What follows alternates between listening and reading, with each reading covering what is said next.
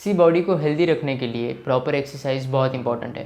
अभी proper exercise का मतलब ये नहीं है कि आपको वेट लिफ्टिंग करनी है या जो एडवांस साइड बेंड्स है, फॉरवर्ड बेंड्स है या बैक बेंड्स है, आपको उन्हीं को परफॉर्म करना है। See even if you sit in a certain way, that small postural change can solve so many issues in the body. Also it helps a lot on a spiritual level. See, it doesn't matter कि आप floor पे ज़्यादा बैठते हो या chair पे, आपको बस एक चीज़ का ध्यान देना है जो है आपकी spine. So now let's understand why you should focus on your spine when you sit. See, in yogic language we call our spine Merudhanda, यानी center of the universe, and your body itself is a universe. See spine के through body के हर एक part में कई सारी wires जाती है जिससे बॉडी अच्छे से फंक्शन कर पाती है. बट अगर उसमें से एक भी वायर कट हो जाती है तो बॉडी अच्छे से फंक्शन नहीं कर पाएगी. I will explain this in simple words. See spine has total 33 vertebrae and total 5 parts.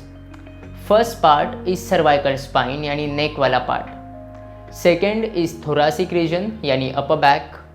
Third is lumbar region यानी lower back. Fourth is sacrum and fifth is coccyx.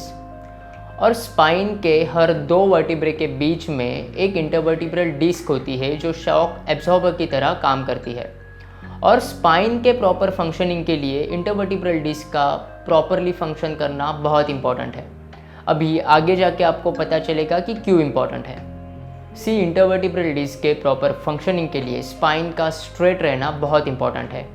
और अगर आपका फ्लोर पे या चेयर पे बैठने का तरीका ऐसा है, यानी अगर आप स्पाइन को पूरा बेंड करके बैठते हो तो आपकी स्पाइन स्ट्रेट नहीं हो पाएगी, यानी लेन देन नहीं हो पाएगी, जिसकी वजह से इंटरवर्टिब्रल डिस्क पे तनाव आएगा और डिस्क डैमेज हो जाएगी, जिससे नर्व रूट पे कंप्रेशन आता है और फिर आप बॉडी के अलग अलग पार्ट में पेन एक्सपीरियंस कर सकते हो.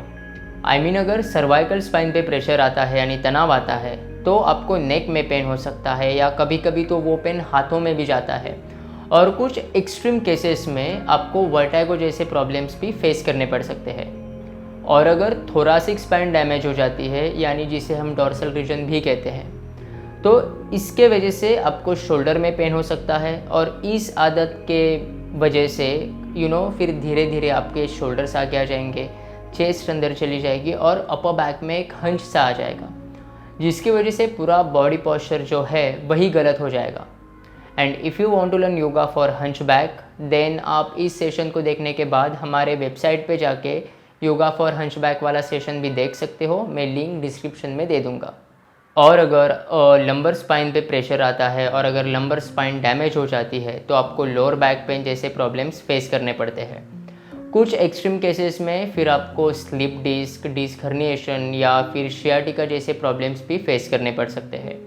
And if you have this type of problems, then I recommend you to watch medical yoga section on our website ujex.co.in to get rid from all this problems. और अगर आपको इन problem से दूर रहना है तो you only have to follow this 2 simple steps when you sit. See normally हम एक तो चेयर पे बैठते हैं या तो फ्लोर पे बैठते हैं. तो पहले हम बात करेंगे कि अगर आप चेयर पे बैठते हो तो आपको कौन से 2 स्टेप्स को फॉलो करना है. Now suppose this is how you sit on a chair. तो सबसे पहले lift your spine and sit straight. Then roll the shoulders back. Cut the shoulder blades inside, move the trapezius muscle down, open the chest and lengthen the neck. Now you can clearly see the difference कि आपका body posture पहले कैसा था and अब कैसा है. See, अगर आप ये 2 steps follow करके सही तरीके से बैठते हो तो आपको वो कई सारे medical problems होने के chances बहुत हद तक कम हो जाएंगे. मे बी स्टार्टिंग में you will feel little uncomfortable to sit like this, पर ट्रस्ट मी, अच्छी चीज़ें, अच्छी आदतें लगने में थोड़ा टाइम जाता है. So give yourself some time and your body will get used to this correct posture.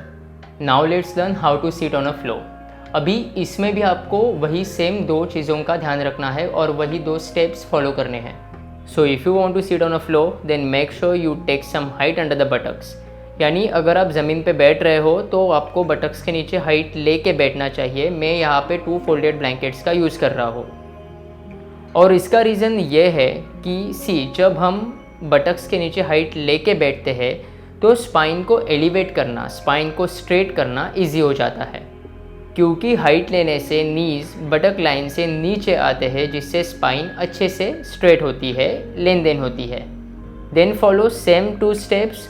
First, lift the spine, then roll the shoulders back, cut the shoulder blades inside, move the trapezius muscle down, lengthen the neck and open the chest. So follow these 2 steps, क्योंकि अगर आप ये 2 step follow करोगे तो आपकी spine अच्छे से लेन then होगी, जिससे स्पाइन पे कोई भी प्रेशर नहीं आएगा और इंटरवर्टिब्रल डिस्क अच्छे से फंक्शन करेगी, जिससे ओवरऑल बॉडी हेल्दी रहेगी। And let me no in the comment section कि आपको इस टॉपिक का जो सेकंड पार्ट है वो आप देखना चाहते हो या नहीं। सेकंड पार्ट जो रहेगा वो स्पिरिचुअल एस्पेक्ट पे रहेगा, so do let me know. So आज के लिए बस इतना ही। Now see you next time, till then stay healthy and stay happy.